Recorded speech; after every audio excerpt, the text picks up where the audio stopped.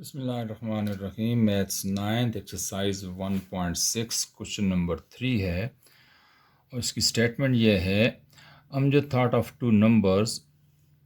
अमजद ने दो नंबर सोचे, हु सम इज़ 12, जिनका सम जो है, जिनको ऐड करो तो 12 बनता हो, एंड हुज डिफरेंस इज़ 4, और अगर सब्ट्रैक्शन की जाए, माइनस किया जाए तो हमारे पास 4 आता हो।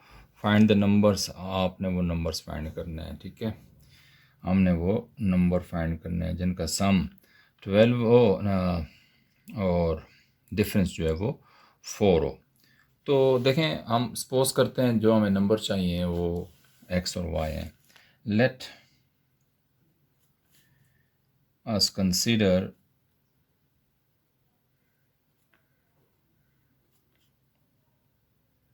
the required number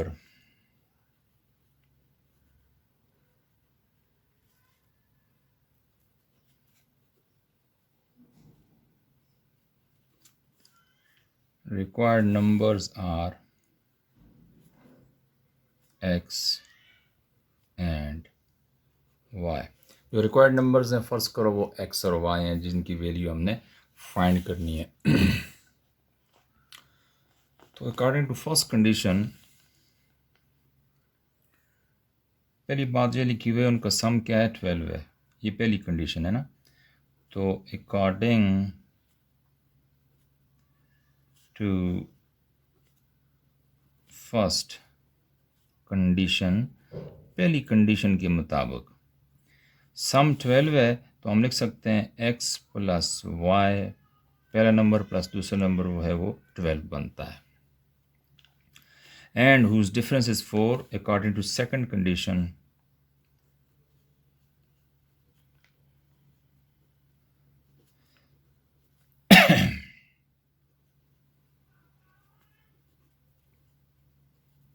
second condition के मुताबिक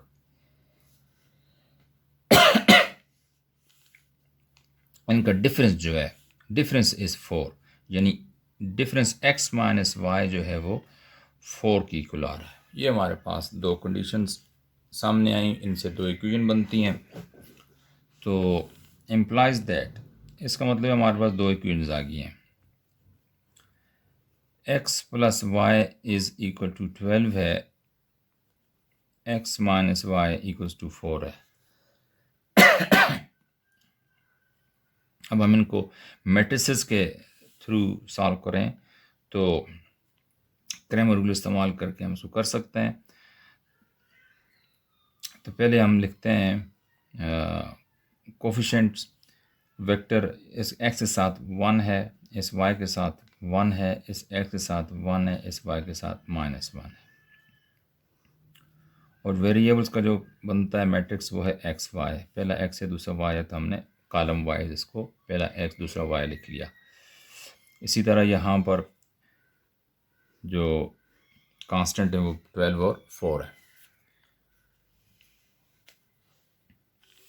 अब नेमिंग देते हैं इनको, ये मैट्रिक्स A हो गया, 1 1 1 -1। ये मैट्रिक्स जो है, जब आप क्रैमर रूल के ज़रिए इसको सॉल्व करते हो तो फिर एक्स मैट्रिक्स लिखने की ज़रूरत नहीं है और डायरेक्ट हम बी मैट्रिक्स लिख लेते हैं। और ये है 12 और 4। और क्रैमर रूल में के ज़रिए सॉल्व करने के लिए हमें फिर एक्स मैट्रिक्स भी चाहिए होता है, जिसकी मदद से हम एक्स की वैल्यू निकालते हैं। तो एक्स मैट्रिक्स जो है वो इस मैट्रिक्स ए का जो फर्स्ट कॉलम है इसको रिप्लेस कर लेंगे बी के कॉलम से। 12 4 लिख लिया इसकी जगह, और बाकी 1 -1 ऐसे ही लिख लिया। ये हमारे पास जो मैट्रिक्स आता है ये ए एक्स है। इसी तरह ए वाई हम फाइंड करेंगे। तो ए वाई मैट्रिक्स जो है, इस ए मैट्रिक्स का first column as it is लिख लेंगे और सेकंड कॉलम को हम रिप्लेस कर लेंगे बी के कॉलम से। इस सेकंड कॉलम को हटा के हम ये लिखते हैं, तो यहाँ पर लिख लेते हैं बी और नंबर और 12 और 4। इसके बाद हम ए डिटर्मिनेंट फाइंड करते हैं। सो ए डिटर्मिनेंट में हमारे पास आएगा, यहाँ पर मैट्रिक्स ए ये है तो लिखते हैं 1 1 1 -1। एवेल्यूएट करते हैं तो ये फर्स्ट डायगोनल एलिमेंट्स का आपस से मल्टीप्लाई करेंगे तो 1 मल्टीप्लाई -1 और यहाँ माइनस का साइन और 1 मल्टीप्लाई 1। 1 मल्टीप्लाई -1 तो -1 हो जाता है, तो ये वाला माइनस लिखो। 1 मल्टीप्लाई 1 1 हो जाता है, तो we have now -1 it is equal to -2 which is not equal to 0। It means it is soluble, ये सॉल्वेबल है। तो अब हम x की वैल्यू फाइंड कर सकते हैं, तो लिखेंगे जी x is equal to A x determinant divided by A determinant. A x की जगह उसकी वैल्यू लिख लेते हैं। ये ए एक्स हमारे पास मैट्रिक्स है, तो इसका डिटर्मिनेंट क्या होगा? 12 1 4 -1 determinant divided by A determinant हमारे पास -2 लिखा है, ऑलरेडी हमने ये लिख लिया। अब इसकी डिटर्मिनेंट की वैल्यू निकालते हैं, तो 12 मल्टीप्लाई -1 लिखेंगे, फर्स्ट डायगोनल एलिमेंट्स को आपस से मल्टीप्लाई करेंगे, minus second diagonal elements 4 multiply 1 लिखेंगे और नीचे हम -2। इसी तरह ये 12 मल्टीप्लाई -1 तो -12 हो गया, माइनस ये 4 मल्टीप्लाई 1 4, नीचे -2, 12 -4 -16 divide by -2, minus divide by minus plus हो जाता है और 16 डिवाइड बाई 2 8, लिहाजा +8 या हमने 8 लिख लिया। ये हमारे पास x की वैल्यू आ जाती है इस तरह। जब y की वैल्यू निकालेंगे तो y की वैल्यू फाइंड करने के लिए हम करेंगे जी, ये जो फार्मूला है यहाँ पर लिखते हैं,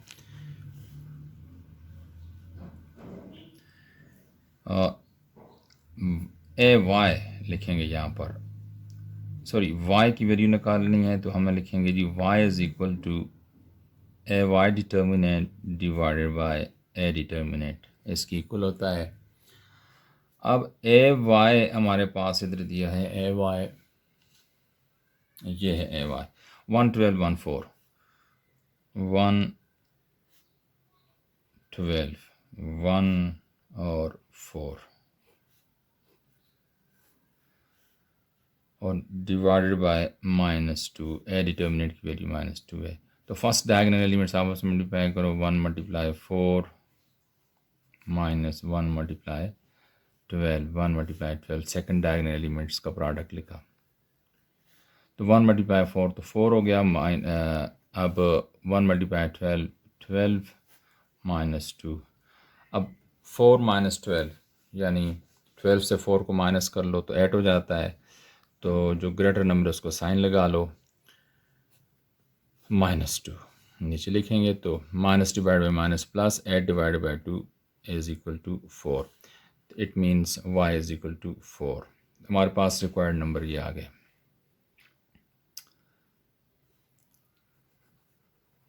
आंसर क्या हुआ? x की वैल्यू 8 है और y की वैल्यू 4 है।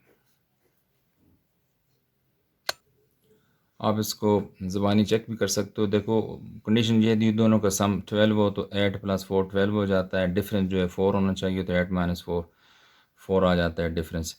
इसका मतलब हमारा जवाब ठीक है। क्वेश्चन नंबर 4 एक्सरसाइज 1.6 का, the length of the rectangular play ground, एक रेक्टेंगुलर प्ले ग्राउंड है, उसकी length is twice its width, इसकी विड्थ से दोगुना है, यानी लेंथ जो है 2 गुना है विड्थ से। द पेरीमीटर इज़ 30, इसका पेरीमीटर जो है वो 30 है। फाइंड इट्स डायमेंशंस, इसकी डायमेंशंस फाइंड करो। तो बात यह है कि मैं डायग्राम की मदद से सॉल्व बताता हूँ आपको। ये हमारे पास एक रेक्टेंगुलर प्ले ग्राउंड है, तो इसकी लेंथ जो है उसको हम अगर एक्स से शो करें और इसकी विड्थ को वाई से शो करें, तो हमारे पास इसका जो है ये पेरीमीटर दिया हुआ है और ये बताया हुआ है कि जो लेंथ है विड्थ के 2 टाइम्स है। तो हम पहले लिख लेते हैं, लेट वी कंसीडर या let the length of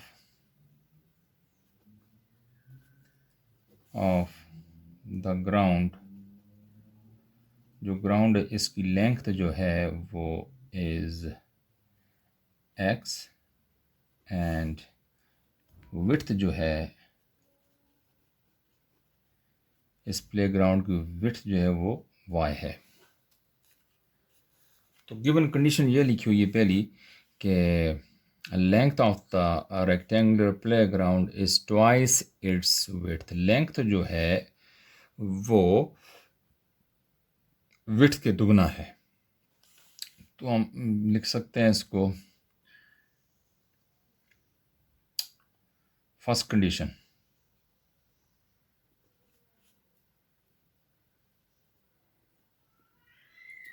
first condition क्या है, दोबारा पढ़ लेते हैं। Length of the rectangular playground is twice its width. तो लेंथ जो है हमने ली है x, इसके विड्थ की 2 गुना है यानी 2y की इक्वल है।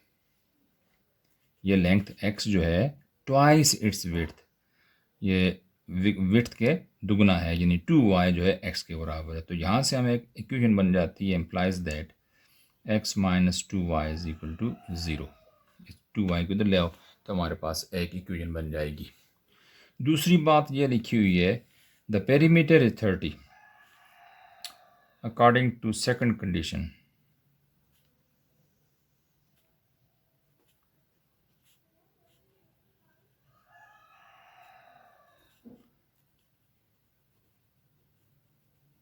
सेकंड कंडीशन क्या है, द पेरीमीटर इज 30, यानी पेरीमीटर का हमारे पास फार्मूला है 2 इंटू लेंथ प्लस ब्रेथ।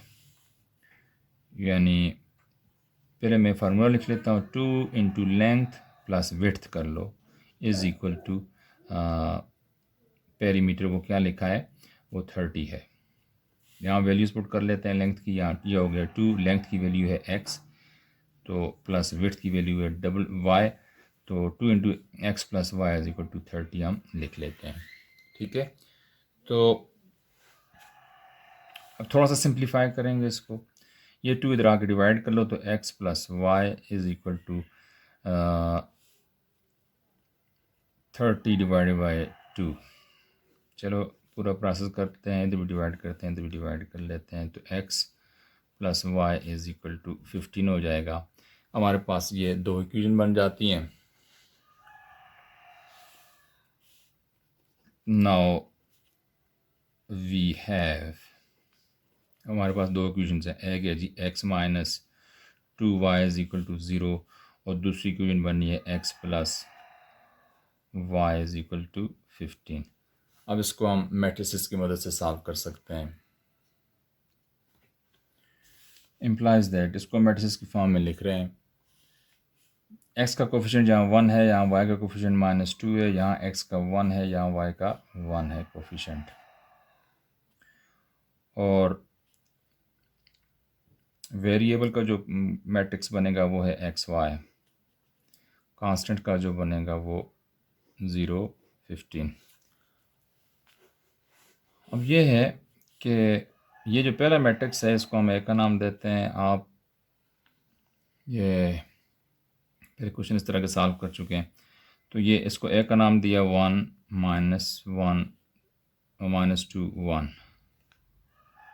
और इसको हम नहीं लिखते, हम क्रेमर रूल के ज़रिए इसको सॉल्व करेंगे, और जब क्रेमर रूल के ज़रिए सॉल्व करते हैं तो एक्स में स्ट्रेस लिखने की ज़रूरत नहीं पड़ती।